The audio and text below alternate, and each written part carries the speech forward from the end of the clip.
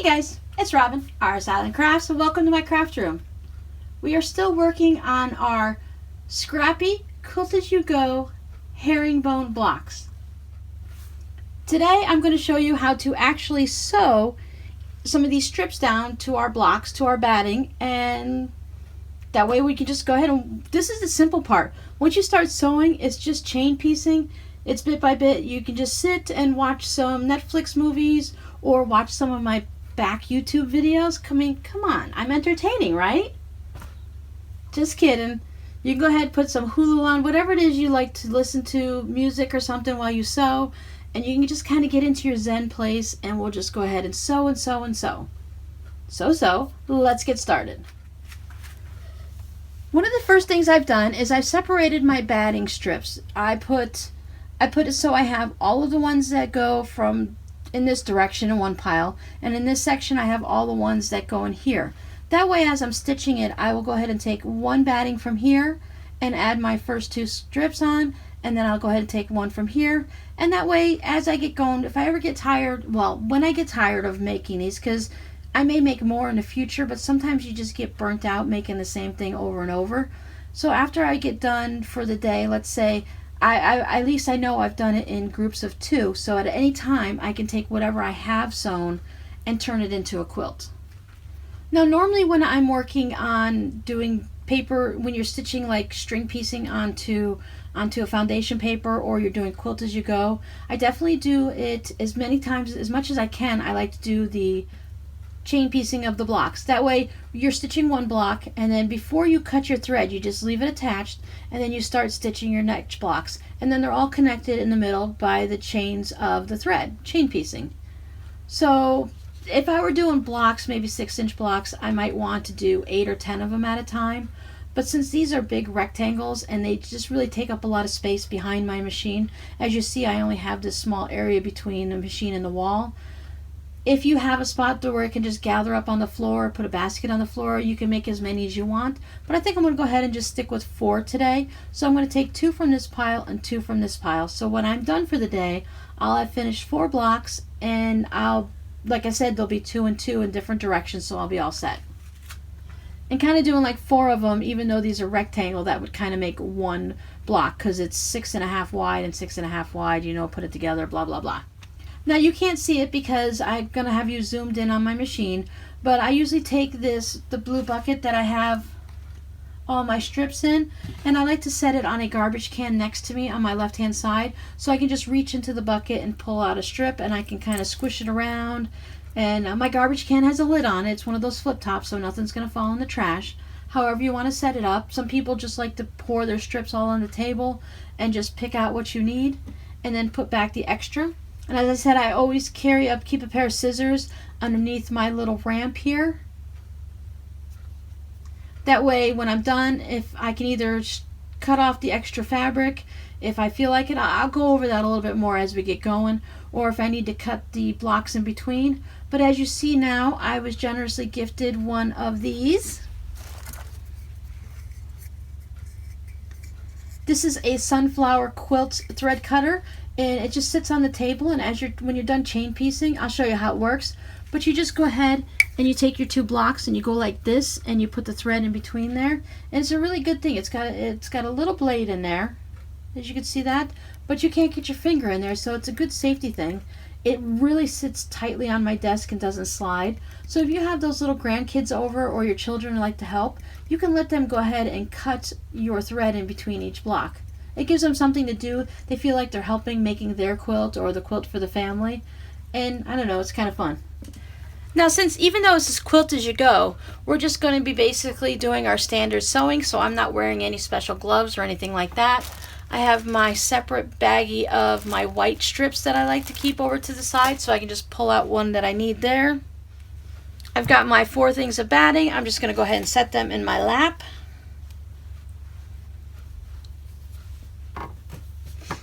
Now the only thing is you're going to have this extra that's going to be over to the side. I just kind of fold it over and just keep it out of the way. It goes so quick you're not going to even notice that it's there. I do have 2 light blue threads in both my bobbin and my top spool, but they're not the same ones. They're not even from the same company, and it's okay. I'm once again using the thread from just thread that I have that it's not old thread. It's only a couple years old, but I'm no longer using this brand. Now on our first square right here, when we're putting our first strip down, we want to use one of these wider strips. If we were to use a narrow strip like this, because remember I've cut my batting an inch larger all the way around, when I go to trim it up, that's how I end up with some of those little white squares down there where I didn't use that when I didn't have a lot of fabric. So you could end up with something that looks kind of like this, or like this. It's okay. It's just not going to show as much when you're stitching it all together and you open it all up. So I'm going to try and pay attention and use a larger piece like this. Now on this first piece, I want to make sure there's no batting showing here, so it goes past the batting. As you can see, this piece is bigger than the lines I drew on here, so I just kind of peek to see if I've got it at about a 45 angle. If I wanted to, I can use a narrower piece.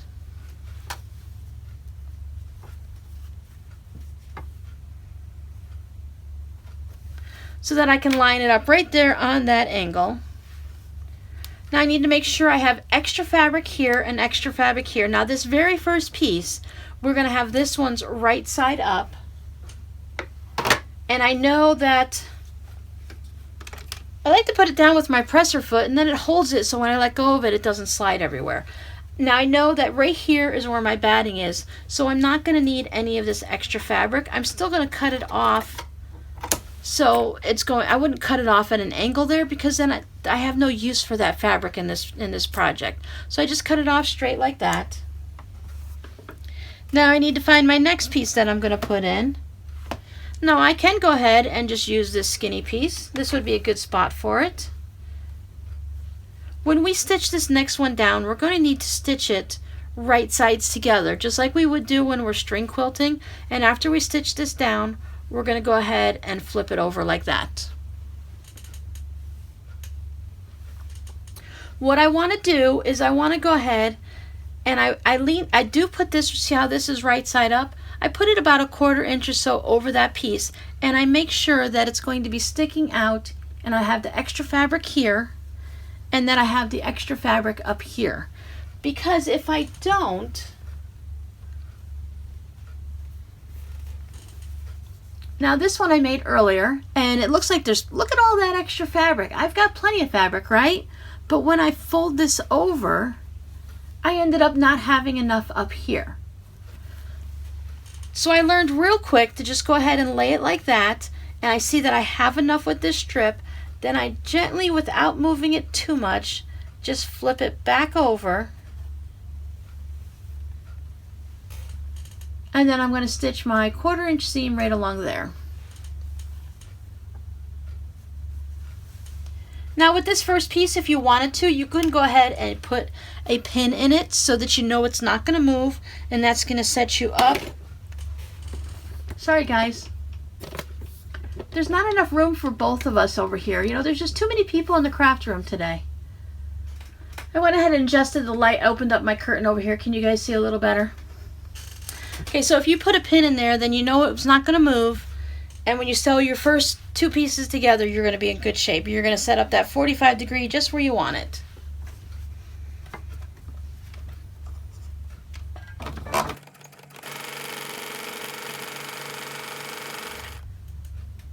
I've stitched past my batting here to make sure that these two pieces are stitched together well. I'm going to go ahead and put my needle up, and I'm just going to lift up my presser foot and just move this just a little bit out of my way. Now this little bit of thread that I'm wasting here is a lot less than if I had cut this piece off and started a new one, because it tends to have that long piece of thread that when you first start sewing and stuff like that. Now since I've used this fabric on that corner, I'm going to go ahead and dig in my bucket for another piece.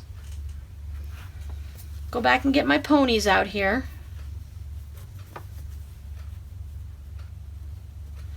I'm going to lay that down. I can go ahead and trim off any extra at this point. Now on this very first piece, this is the only time that I ever trim off any extra fabric, because I'm always concerned now, after I made 3 blocks that didn't have enough fabric when I folded them back over. So I find my next piece in the barrel and I lay it on there, and this one is just a little bit close on each side, so I'm a little bit concerned that I might not have enough fabric. So I'll put that back in my bucket. And I'll pull out this long piece of buttons. Now when I lay this down, I make sure I have enough extra on the other side. Now I know I'm going to be wasting some fabric, and that's just how it works when you're working on these projects. But I don't cut off any of this extra. I leave all this on until after I go ahead and press everything. So I'll slide this back. Now you're going to have a lot on this end, and it's going to look like you have too much, but remember, you're folding it back at an angle, so you're going to need that extra bit.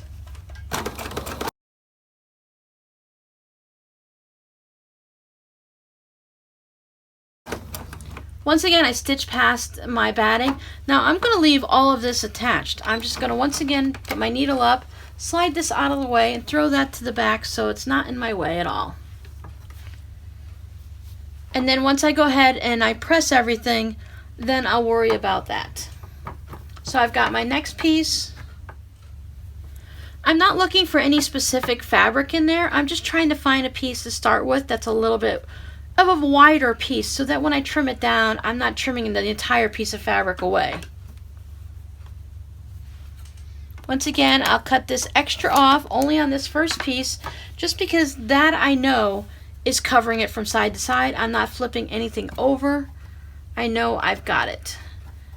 Once again, I am past my batting tip, which is right there. I take this big long strip of these bunnies on this blue fabric.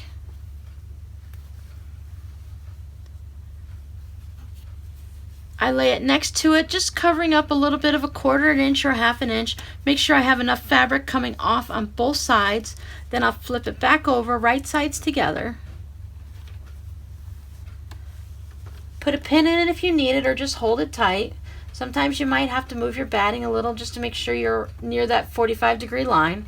I start on the other side of my batting so I'm off of it, and then I'll continue when I get stitching past the other side of the batting.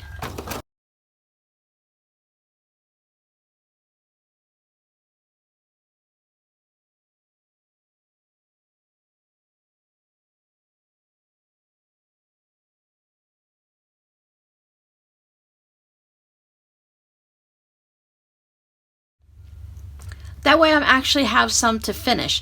If I was using 25 or 20 in this quilt, and I did all, let's say I'm doing 20, and I did all 20 at the same time, by the end of today, maybe I'll have only stitched up to this far, because I've stitched 20 strips times 3, so I've already put 60 strips on these blocks. But this way, if I'm doing 4, then I can go ahead and get them all stitched on.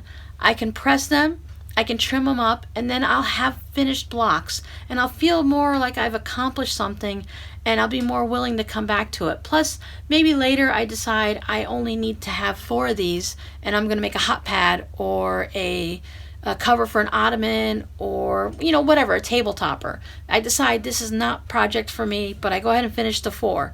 If I'd already started and done 20 of them and halfway through, then I'd have wasted that fabric and this batting. Even though it's batting scraps and possibly fabric scraps, it's still, I don't want to waste it.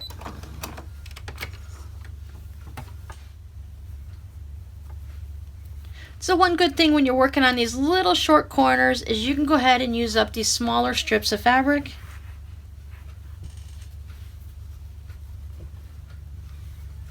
And every time I go through the process, I put it over about a 1/4 inch or a 1/2 inch.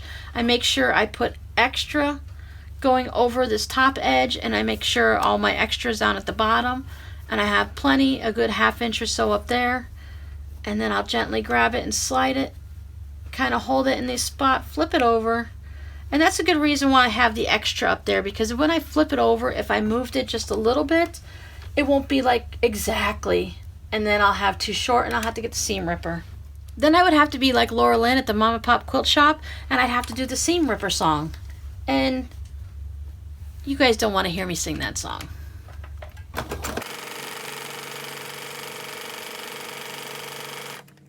Okay, there are my 4 batting blocks all stitched down. I have the first 2 strips on all of them. So I'm going to go ahead and I'm going to take them over to the pressing station and I'm going to press them. First, I'll take them off here. And when we get over to the pressing station, I'll go ahead and show you how I use this.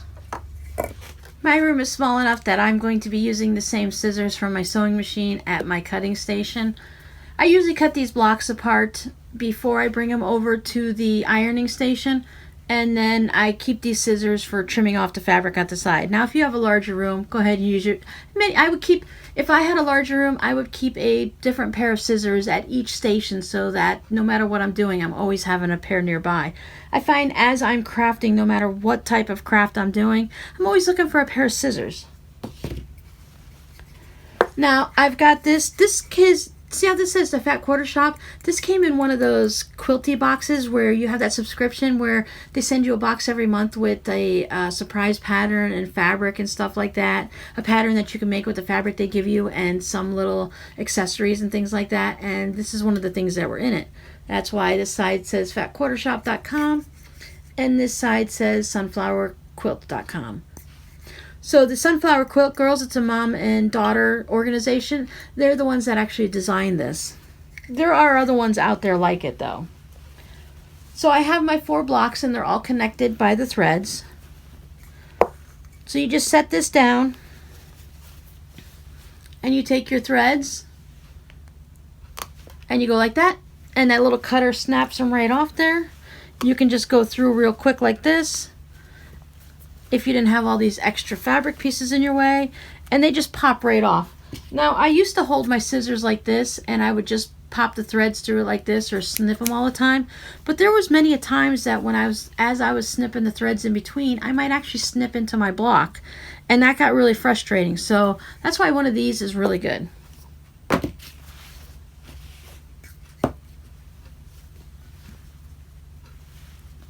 Now you'll be able to see why we have to have cotton batting all the time, because we're going to be pressing. Now you can finger press after each step.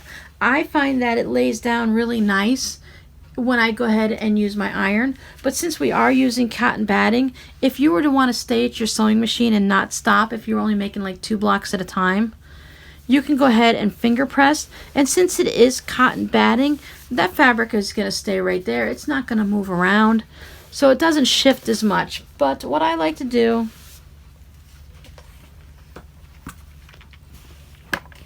is I go ahead and I just press them individually, and I kind of keep pressing my batting as I go. Now I'm not going to be pulling on this because cotton batting can stretch. I just kind of, my goal is to make sure that the part that's in between the 2 batting sections and not this little extra wonky piece here.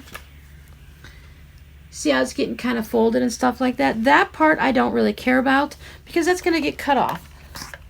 So I take my iron and I like to go at it like this. And yes, I do have steam and I have water in my iron. I'm a rebel.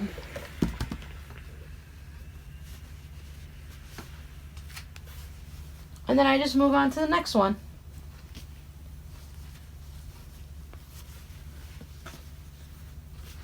So you really don't have to have all these strips. If you had a jelly roll or something and you were pulling it out of the bottom of a bin because it got smushed in the bottom of a bag or whatever, you wouldn't necessarily have to iron and press each piece before you do it, because you're going to go ahead and press them here. As long as they're semi-straightish so that you can get them on the machine and onto the batting without an issue.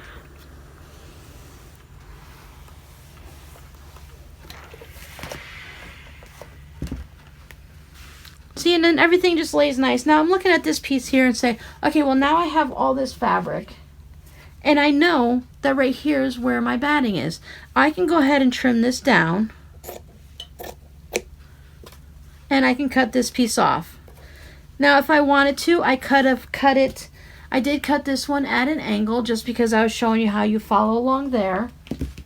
Let me do another one and show you how you can do it differently. I have this big long monster tail here.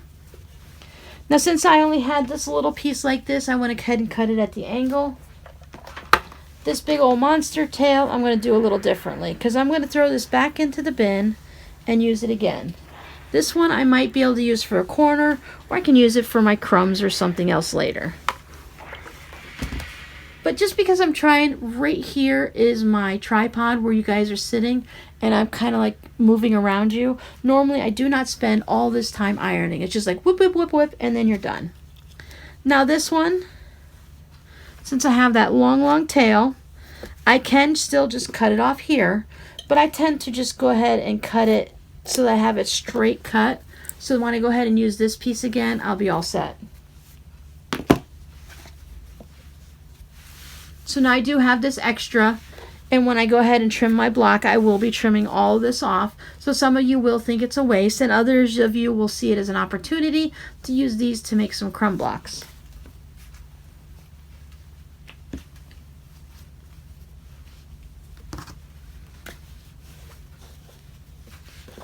Like I said before, if you want to go ahead and trim this extra off ahead of time as you're sewing it, you can. But after I messed up 3 blocks, I said, nope, I'm just going to go ahead and leave it long, and I'll trim it later. I have plenty of scraps in my bucket that I'm not going to have to worry about it.